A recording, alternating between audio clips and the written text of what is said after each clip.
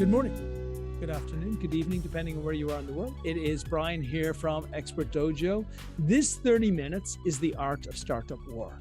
And it is the art of startup war because launching, building, growing, and exiting a company is a battle every single day. However, if you are an investor, as we are, and as many of you who are listening to this podcast are, then you also love the upside of that battle because you know that if you back the right company, you can get many, many, many multiple returns. And that is a wonderful, wonderful day.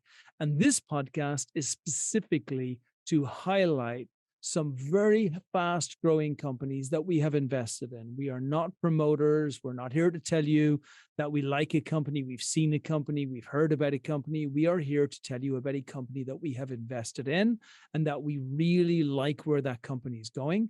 And we're going to showcase you a lot of the areas of diligence that we've already done in a highly engaging and entertaining conversation so that you're going to enjoy this 30 minutes. But really my objective from the short time period that you're going to be with us is that you walk away feeling really empowered and knowledgeable about a great company that allows you then to really dig in and do your own diligence, a little bit on top of ours, and then give yourself hopefully an excellent opportunity. So this morning I have a great entrepreneur. I don't even know where to start here because what Lucas has built is truly incredible. And in the area of our body is confusing and hard to understand how the heck it works. He is a master. He is a ninja warrior. What's been built over at Tenzr is that, let me rephrase this. There are products where you look at and you're like, that's interesting. Can't have been terribly hard to build. And then there are products that you look at and you think, I don't know how they built this because it's something that's being modeled on how a body works. And I don't even understand where you would start to model that out. Tenzr fits into that area. It's truly incredible what's being built. I can't wait for you to find out all about it. Lucas, welcome to the show. Oh, thank you, Brian. Thank you for having us and hosting us today. Looking forward to chatting. But I really mean it. It's incredible what you've built. Like, share a little bit about the genesis of the story, but really, if you don't mention it, I'm going to dig right in on the next sentence. It's like, how the hell did you do this? Yes, that's a great question. So, I think for everyone that's going to be listening to this, we're at Tenzr Health, just to give you a quick framework, we're using gamification and an AI to improve outcomes in musculoskeletal care. And we use a combination of sensors, gamifying the exercises themselves, and gamifying the entire recovery journey into multi-level game. And this really began, my personal story going through musculoskeletal care is I spent about 4 years trying to avoid back surgery. I have 2 herniated discs in my lower back from a car accident, and went in and out of physical therapy for over 4 years, and it was just a really frustrating experience, especially leaving the clinic where I was receiving grading clinic care, would leave the clinic, and then I was kind of just on my own, a lot of doubt, a lot of despair.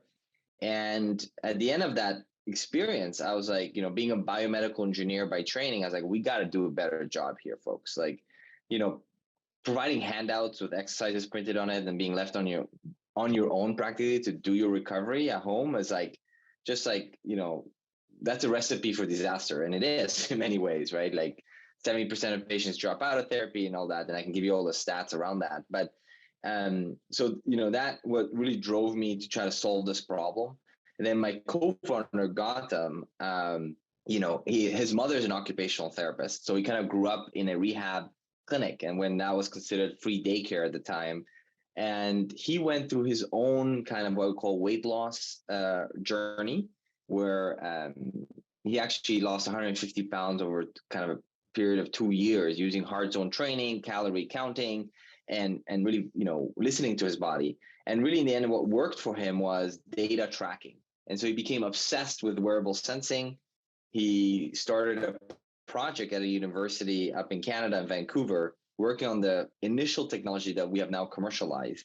And I was also part of that lab, and we combined forces, and I really resonated with what they were building, which is like, okay, we want to build a tracker to help in this specific use case, stroke survivors get feedback on the paretic limb to enable them to, use that limb that's affected, enable neuroplastic recovery. And that really resonated with my own journey of going through full recovery. And so we combined forces and, have now been commercializing over the last 5 years. And I'm finally treating patients in the US and Canada, and like super excited because like literally patients that use us are twice more likely to complete full course of treatment. They're doing like 690 reps of exercise a week and gaining about 26 degrees of range of motion or mobility per week. And it's just awesome because now we actually have data for the first time to illuminate this recovery pathway, which is, traditionally speaking, it's a lot of guesswork, a lot of self-reporting. You don't know what's going on, especially in between rehab sessions, right? So we're finally on our way to changing that for everybody. So super exciting. I think that's fantastic. And so when did you realize that you had gold?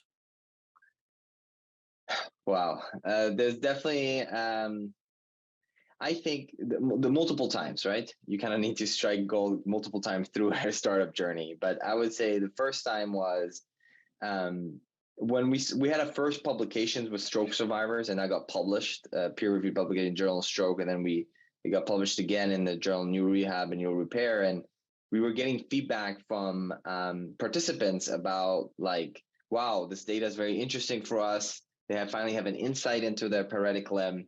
And so that was like, okay, there's insights, and insights usually drive motivation, and motivation, hopefully gets you to full recovery. So that was kind of the first inkling that there's something really there. And then ultimately looking at this, how big this market opportunity is, right? 1 in 2 Americans suffer from musculoskeletal pain. I mean, it's huge, right? A huge market opportunity.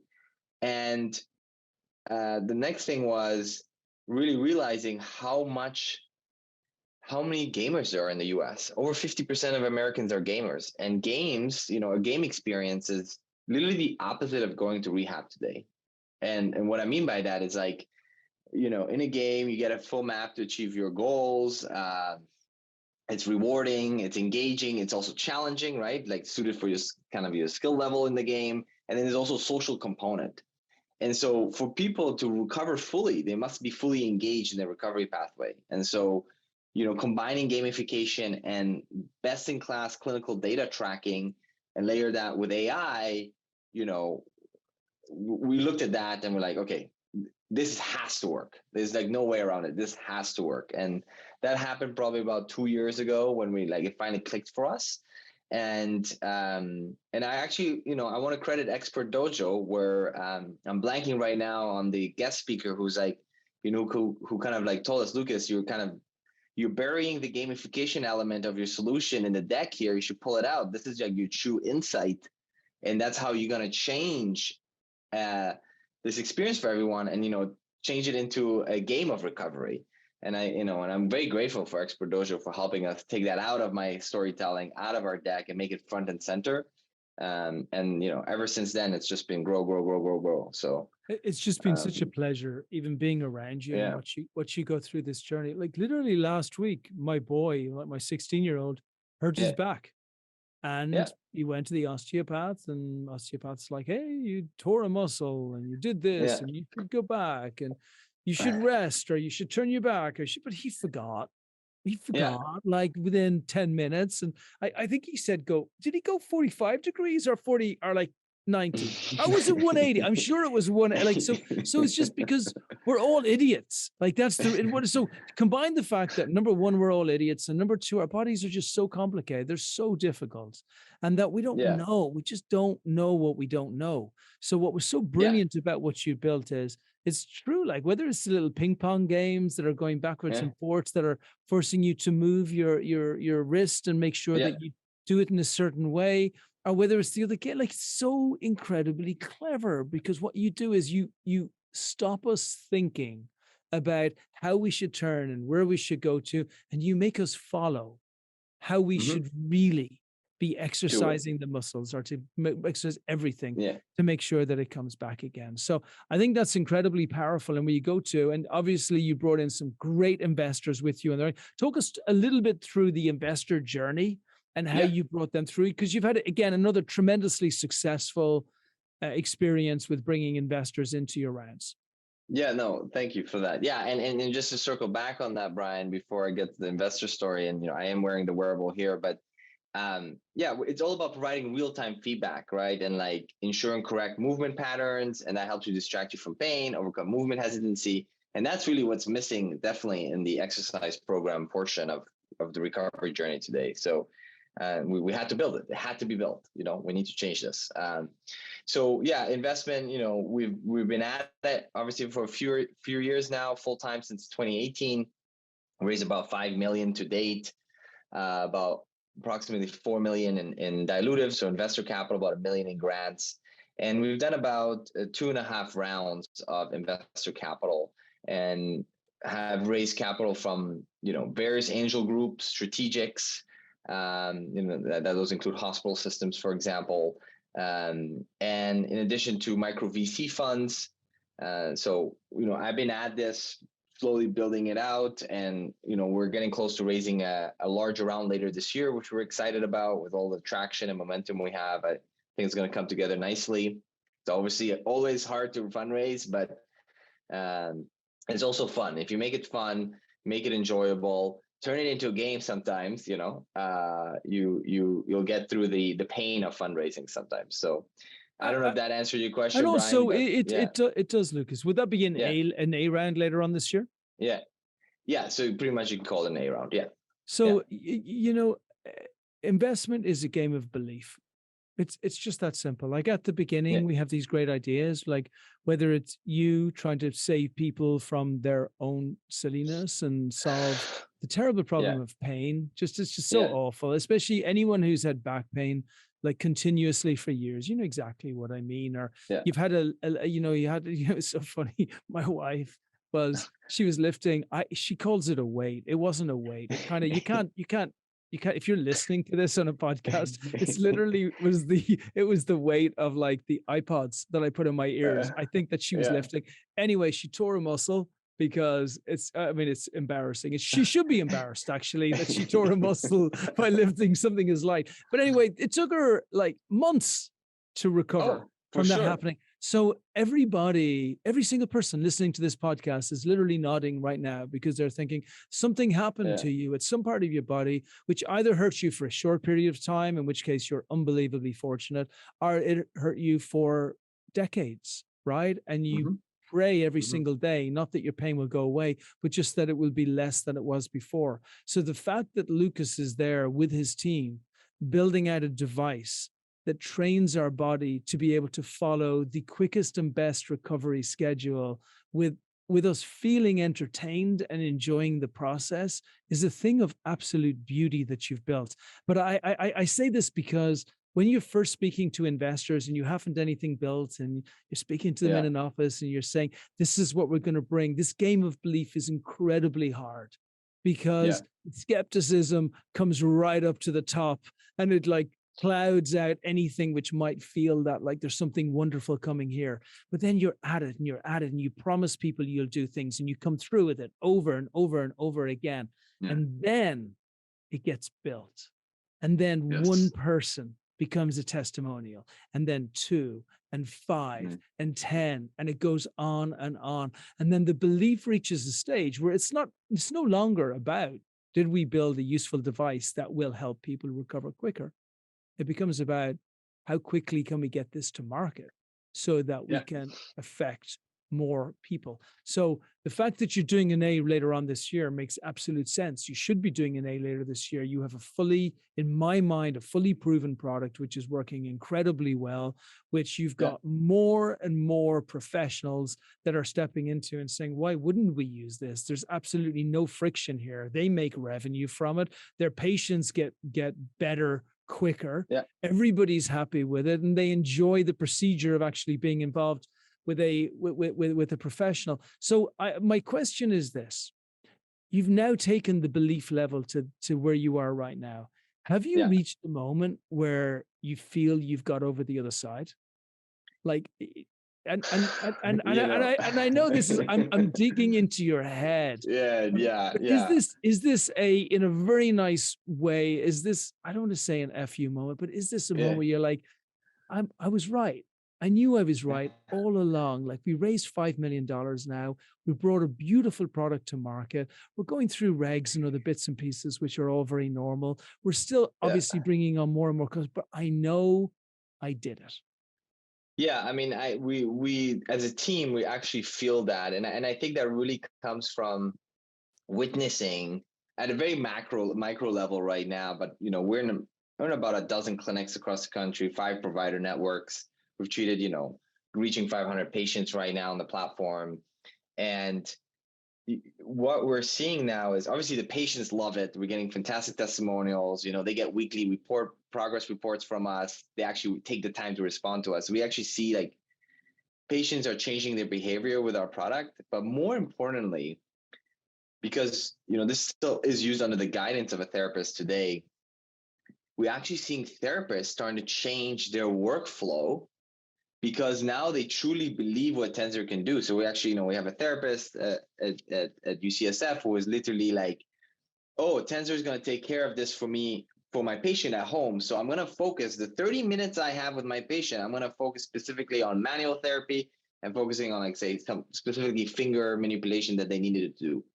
So they're actually changing that workflow, which they haven't done for decades, right? Because we are providing data and insights that they've never had before. Amazing. And so when you get a clinician to do that, that is when you start to smell, okay, we can actually change the standard of care here, and this is the moment where you're like, okay, like we're winning, right? And obviously with some great endorsements across, with the clinics that we work with. We have even some clinics who have now invested in our current round that I'm doing right now, right? And that's like actual customers now investing in us because they see, how cool is that? Like, they're like, okay, we want a piece of this as well, obviously, because we see that it's going to change our industry. And I think that's really, I think those are the 2 best proof points for us. And it's like, and really, I feel grateful that we've been able to get here, Brian, because it's not been an easy journey, obviously.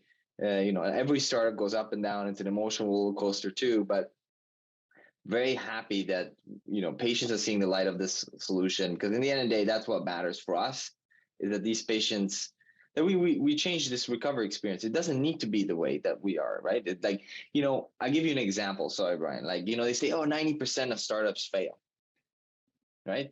But that's a historical fact or historical data. What are we doing to change and say that the next 90% of startups will succeed?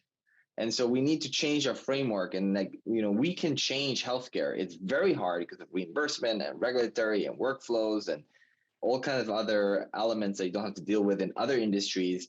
But we need to change it. Healthcare needs to be changed. We can't keep spending this amount of money on the US healthcare system. And we need to do a better job for our patients. Like, it has to be done. I love where you're building. When we finish this, I got one beautiful question, which is so perfect, Yeah. which is you're 10 years in the future and you have an interview with Bloomberg and they're talking to you about your exit and you're speaking specifically to what you built, because I believe the potential for what this can become is so huge. It's so huge. Like, the tip of the iceberg is just being started. You haven't got there, but we haven't got there yet. We're going to get there. I do really like what you said about the fact that do you find that when you look at different types of specialists that they find it easier? Let me change the question. Do you find that depending on the specialist that you speak with, that they react to the benefit to them better? Because I love your comment about them changing their workflow, because when they look at this, because it must be tremendously frustrating if you're treating somebody and you send them away and they come back and they're worse and they didn't do it properly at home and you can't do anything to really impact that. And then you're going to go back and it's just like every day is exactly the same going back and doing it. There's a huge clinician burnout, right? We don't have anywhere near enough therapists to be able to treat. Wait times, it's kind of crazy, but it's like on average somewhere between 4 to 6 weeks right now to get into any physical therapy clinic. And that's the kind of national average I've been hearing from talking to our customers, right? And that's not good, because if you're in pain and you've hurt yourself, or you've had surgery or something traumatic has happened, you need to get moving right away. And every week you wait or avoid doing rehab, it's going to add an extra 4 weeks to your journey. So you want to get started right away, right? And so going back to the specialists, we obviously don't tell them that we're going to be changing their workflow, right? Up front, we don't tell them. Really, what we're trying to tell them that we're going to limit as much as possible disruption to existing workflow. And then, by the way, this data that now you're going to be receiving for the first time, unlocking that black box that exists between those rehab sessions, right? Because it's a black box. Patient doesn't know what's going on. The therapist doesn't know. Patient comes back in the clinic. They're self-reporting. Let's be honest, like lying a little bit, right? Like, yes, I did them, or I didn't do them, or I didn't, you know what I mean? Like, no one is, they're a little shy or embarrassed. And, that's not everyone, but let's say the bulk. And Most now, people. we have to it's train. Me. Yeah. It's literally the majority, right? So we have to train these therapists slowly but surely that how to incorporate that new data into their workflow and how that's going to impact them. But, we do it slowly, right? I mean, these folks are extremely busy, right? Adapting new technology, there's always friction there. And you want to make sure that you don't overwhelm them. So it has to be a seamless experience upon deployment, but also how to incorporate that new data is just, so we do it piecemeal with them, right? To ensure that it's not like an overload, because then they can just, okay, I don't want to deal. And then they walk away, right? So we have to, it's quite a bit of nurturing happening there. You want them to be wowed by something, so they start asking you for the next piece. And by the way, speaking of this, and we're moving into the segment now of traction, because I like this, right? But I always, whenever you and I are talking, I immediately flash back to large organizations with people who are answering 200-300 emails a day, with people who are going to have wrist problems. Like, it's coming, right? And the organizations aren't thinking about it. They're thinking about mental health. They're thinking about other stuff, and they're trying to react. But if we start with the wrists and we work our way up the arms and we work our way backwards, these wrists are at greatest risk, because the moment this bugger starts hurting me, I am useless to you, Mr. or Mrs. Employer. Like, I suddenly cease to be a useful employee for something that could have been preventable. And I think this is going to be more and more the conversation within organizations. How do we prevent stupid stuff that are very easy for us to do by being able to make sure that our employees are kept safe? And how can we use Tenzr to help us with that prevention? Yeah, so I love that. I love that. Obviously, in our current go-to-market, we're focused on the rehab space today. We're going to do maintenance, which is, post-discharge.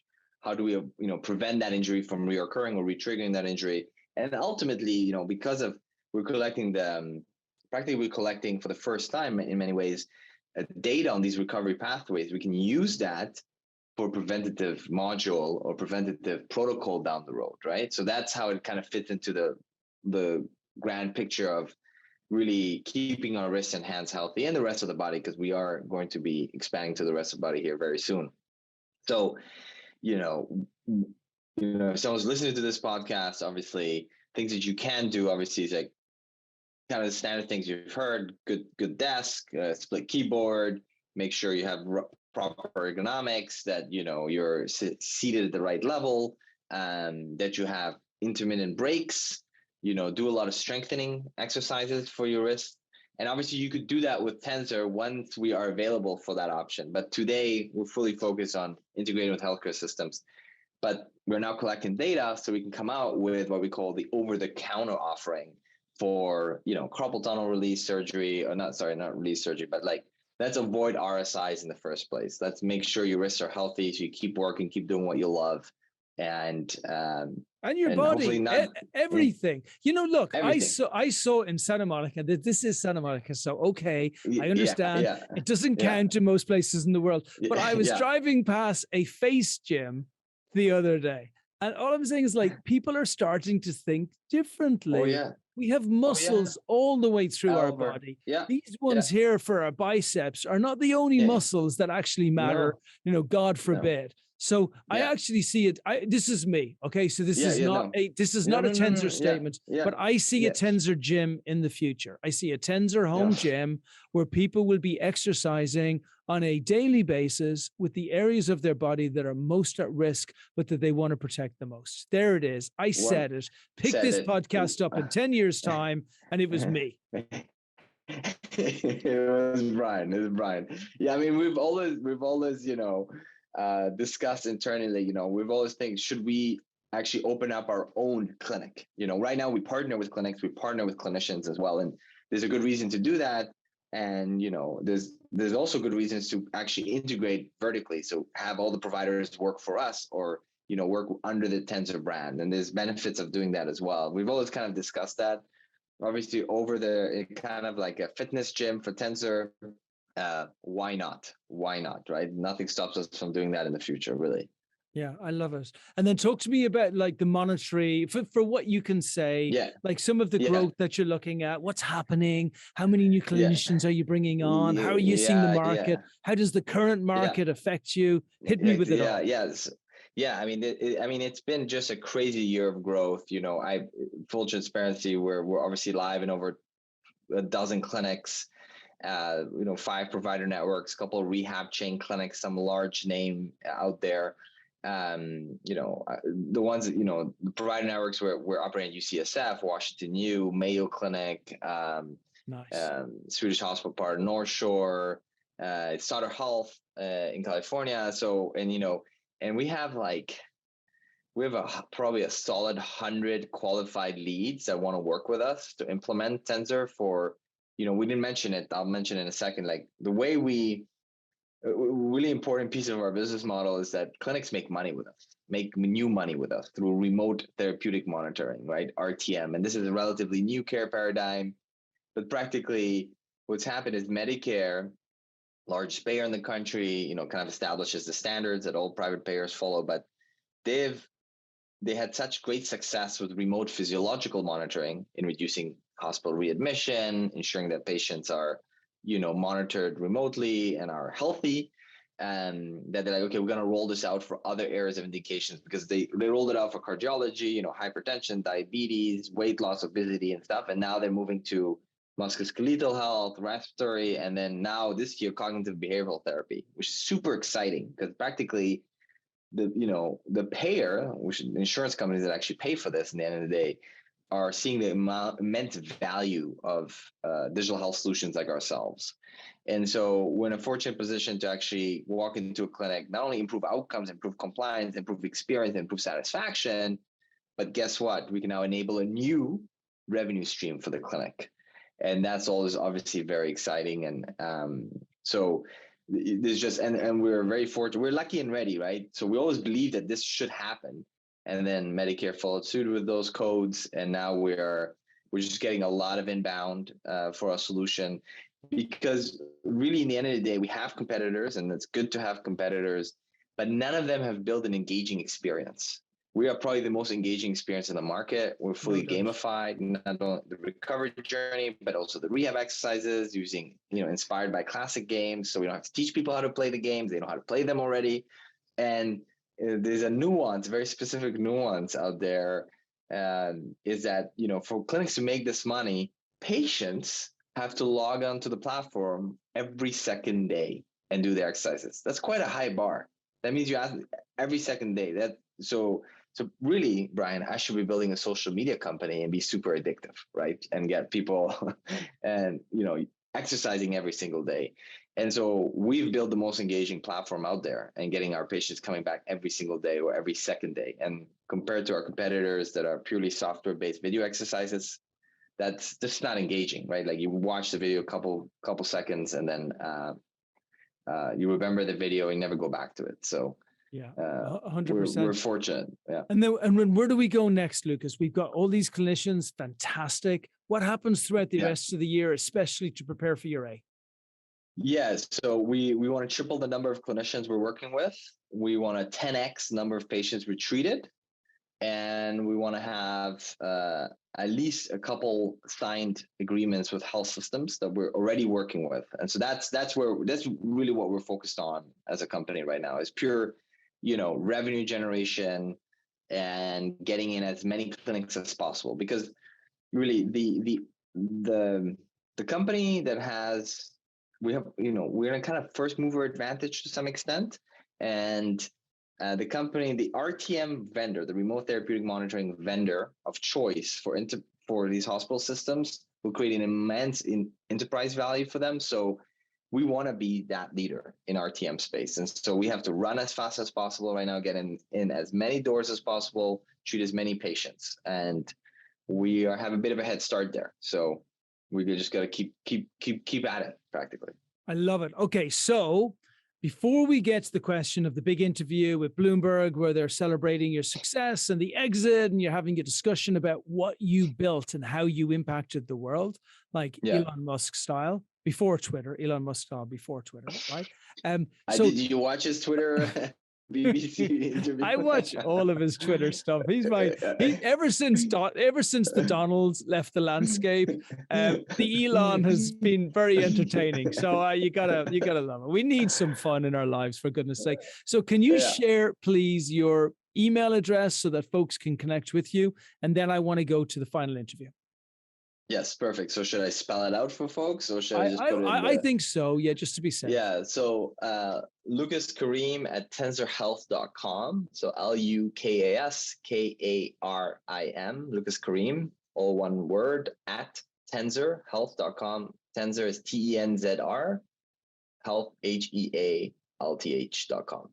Beautiful. And then if for any reason anybody missed that, or you would like to just make it easy peasy, you can email Brian at expertdojo.com and I will loop Lucas into the conversation. So, okay, Lucas, awesome. Tell me, what did you build? It's 10 years time. It's 2033. Yeah, you've exited. You have built something truly incredible. Tell me what that looks like. I want to give folks an analogy of what we built, and probably the quickest analogy for people to understand the power of Tenzr Health is we're building their TurboTax for musculoskeletal care. And so 70% of patients will go through a semi-normal recovery pathway, and they can be treated with our standard package. And that's, it's still monitoring you and changing and making sure that you have the shortest recovery pathway possible. And informing you when or when not you need to go into a clinic or see a therapist virtually. And then you have about 20% of the patients that are more complex cases. And so in the TurboTax, you talk to an accountant. In our case, you'll be sent into a clinic and you'll have a set number of sessions that need to be done in person. And so we optimize that recovery journey for you. And then there's a 5% of patients, comorbidities, more complex, need a more holistic approach to their recovery journey. And so on the TurboTax side, you end up, talking to a tax lawyer. In our case, it would be you would have access to a PMR doc or physiatrist, a therapist, probably an orthopedist or an orthopedic surgeon working together to ensure that you have the best recovery possible. And so that's really what we've built, and more importantly, this Tenzr solution meets you where you need to be met as a patient. Like if you need care in your home, you'll get a therapist in your home. If you need, maybe you fell on your vacation, you'll get a Tenzr kit shipped over to you and we'll take care of you and make sure that you can still enjoy your vacation while doing your therapy simultaneously, right?